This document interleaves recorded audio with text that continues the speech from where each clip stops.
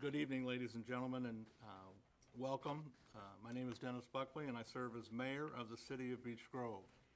As required, I would like to report to the City Council, Board of Public Works and Safety, and the citizens of Beech Grove, the state of our city. In 2016, and every year since 2012, we have seen a steady improvement in the delivery of services, equipment upgrades, municipal buildings and property improvements, and most importantly, we have not had any decreases in employment. I believe the services that we provide are second to none. In 2016, our police department made over 24,400 responses. Our Part 1 crimes decreased by 32%. Our Part 2 crimes increased by 6%, and our Part 3 crimes, which are drug-related, increased by 19%. The Part 1 crime reduction is good news since we know there is an increase in crime all around us.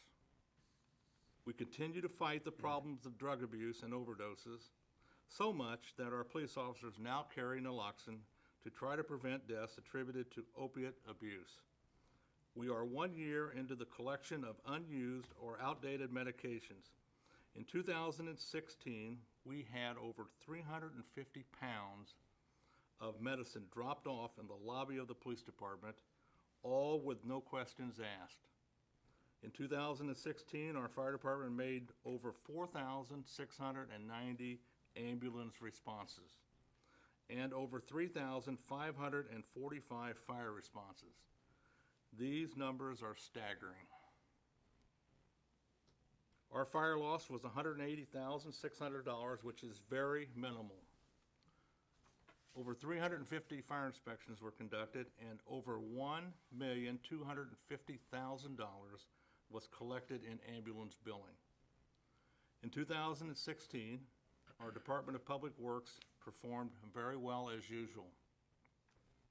Workers collected over 4,634 tons of trash.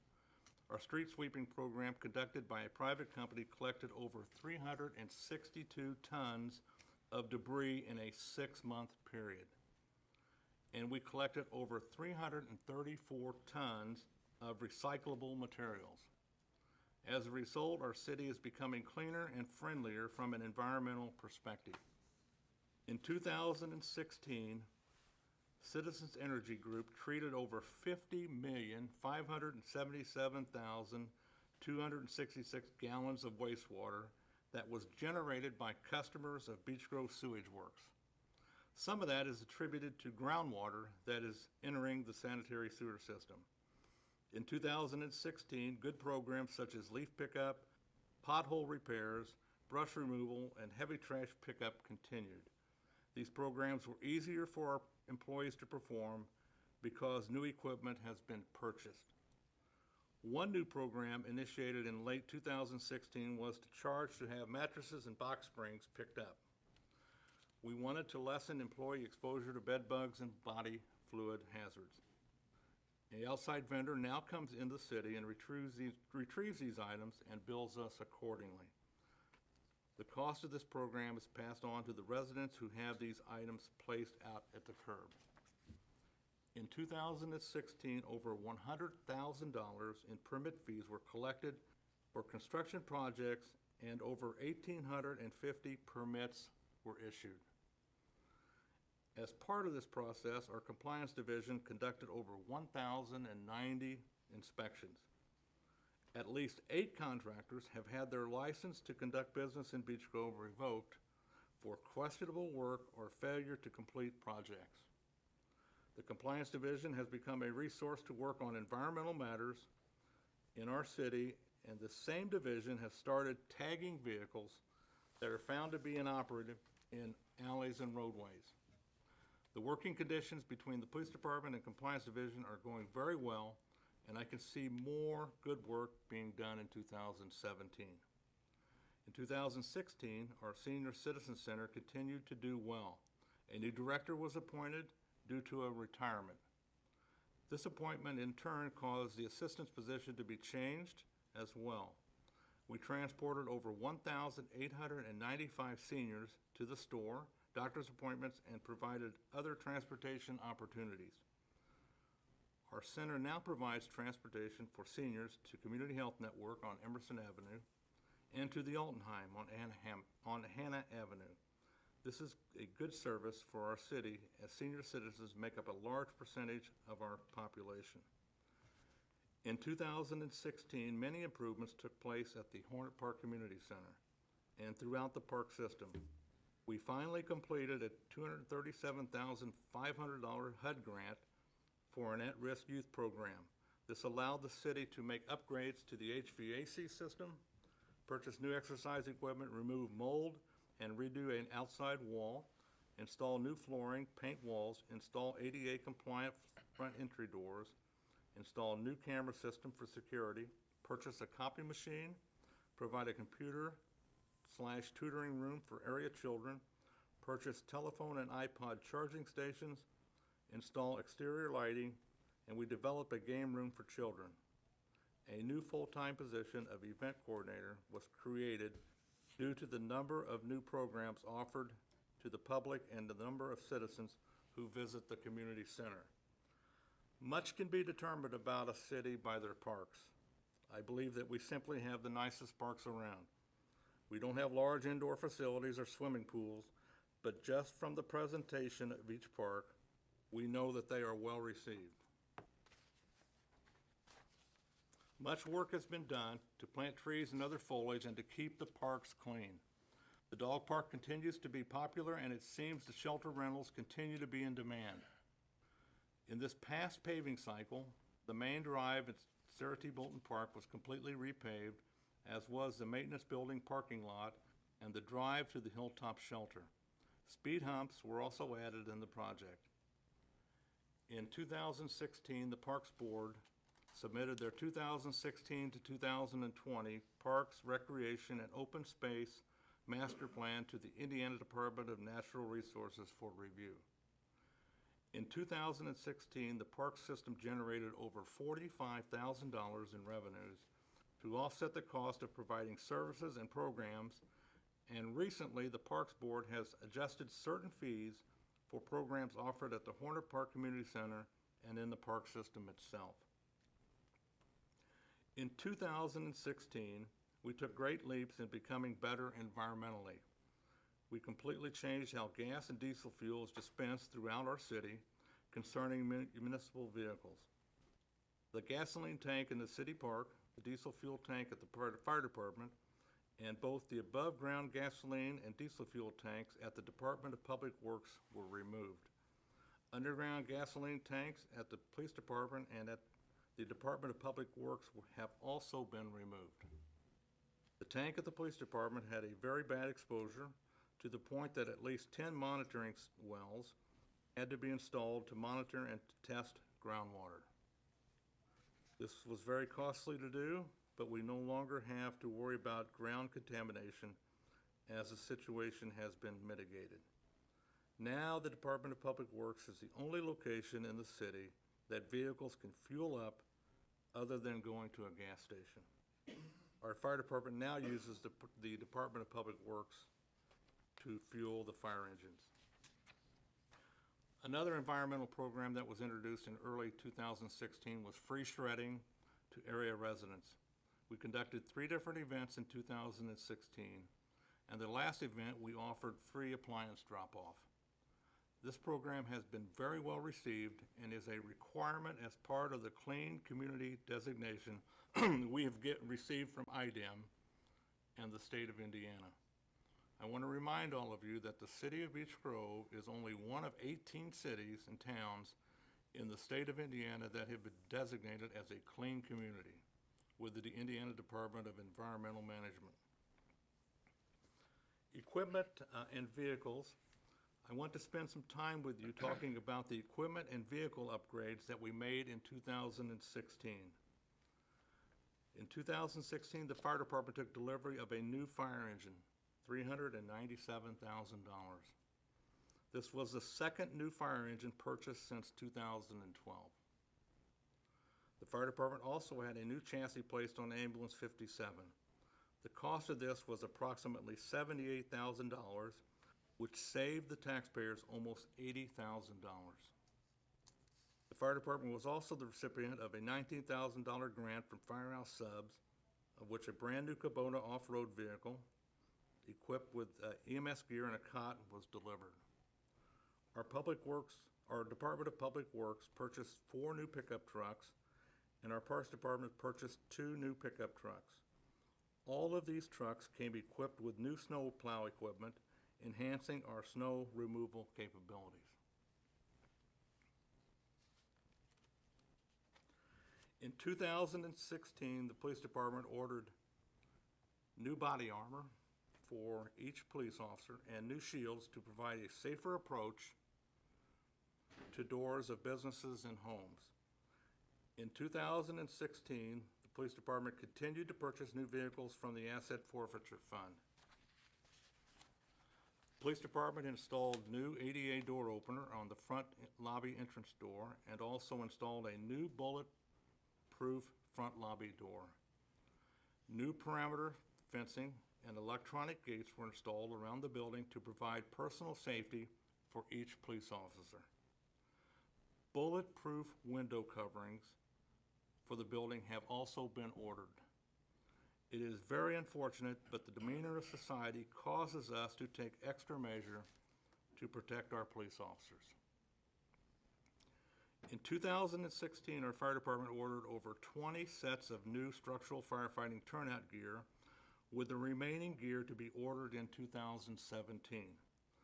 The fire department also ordered thermal imaging cameras that have recently arrived and have been installed.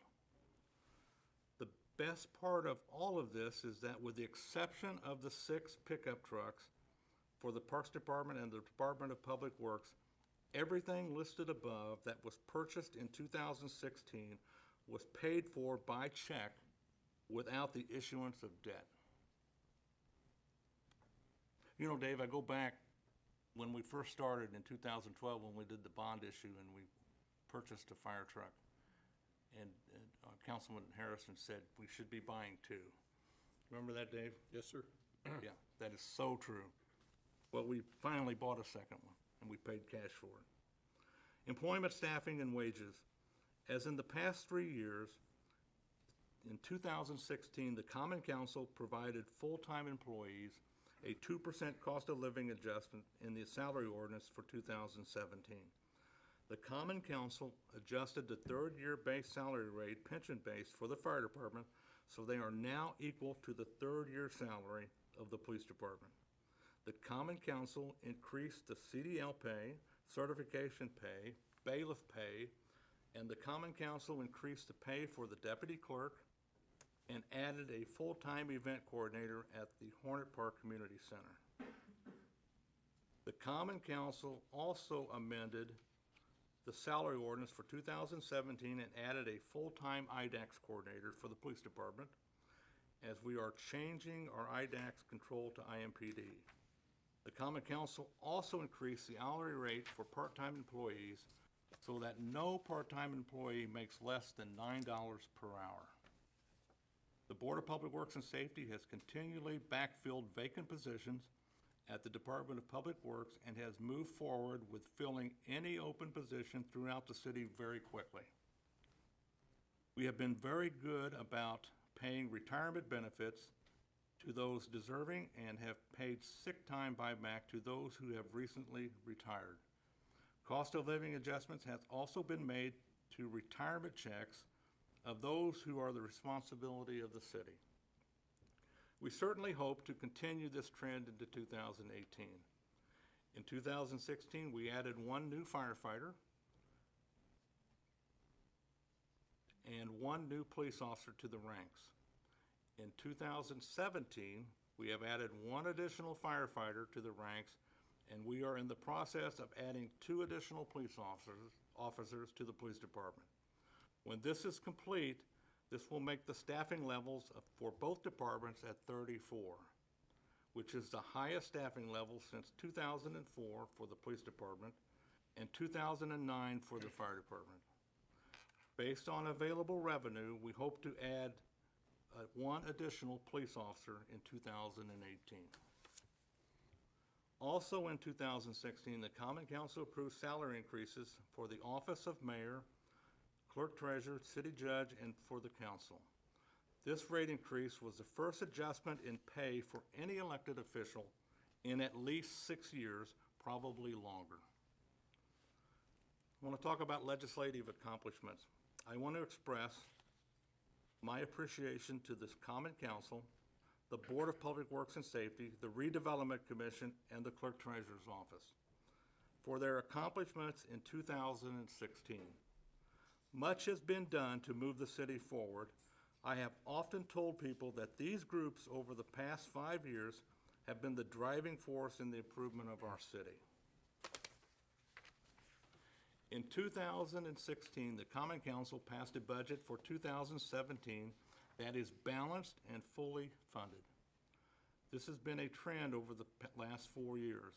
In 2016, the Common Council approved a new personnel manual, updating the old manual that has been in place since 1995. The Common Council approved over 20 new ordinances in 2016 that will move the city forward and secure further funding opportunities for the city. New rules are in place for licensing of food vehicles, therapeutic massage businesses, handling of secondhand goods, pawn shops, and the discontinuing of door-to-door solicitation and the sale of food from a vehicle. The Common Council also adjusted fees for permits, which generated thousands of dollars in new revenue, causing fewer burdens on taxpayer dollars. Another piece of legislation the Common Council approved was to close out the Main Street Loan Program. This program costs the taxpayers thousands of dollars as a result of unpaid loans.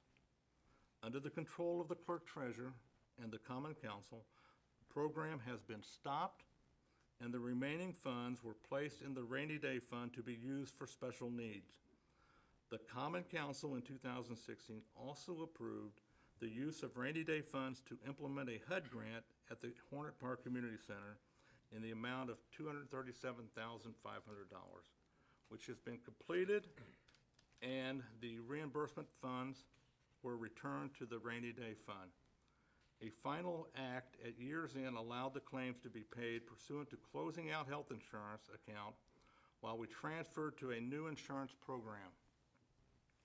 These governing bodies performed very well in 2016 and should be recognized for their actions.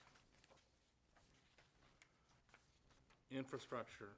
In 2016 was yet another good year concerning improvements in our infrastructure. Almost $650,000 was spent on local road and street improvements. This is on top of everything else that we invested in. With these latest investments, we have invested over $3 million in local roads and streets through MVH and LRNS budgets since 2012. In both 2015 and 2016, we spent over $30,000 each year to repair and replace sidewalks. And in 2016, almost $100,000 was spent on stormwater management programs and improvements. In 2016, we spent almost $100,000 in sanitary sewer upgrades and to treat tree roots that have entered the sanitary sewer system. We have been very fortunate to have an excellent working relationship with the Indianapolis Metropolitan Planning Organization, the MPO. And as a result, we have received over $10 million in grant funding for local roads and sidewalk improvements since we began in 2012. We have also been very fortunate to have a good working relationship with NDOT. In 2016, we received over $625,000 in funding from the state of Indiana for local road improvements, of which 75% of the funds were dedicated towards paving projects. We also were fortunate to receive a community crossings grant from the state of Indiana for $392,350, which has been deposited in our account and we will be used towards paving projects in 2017.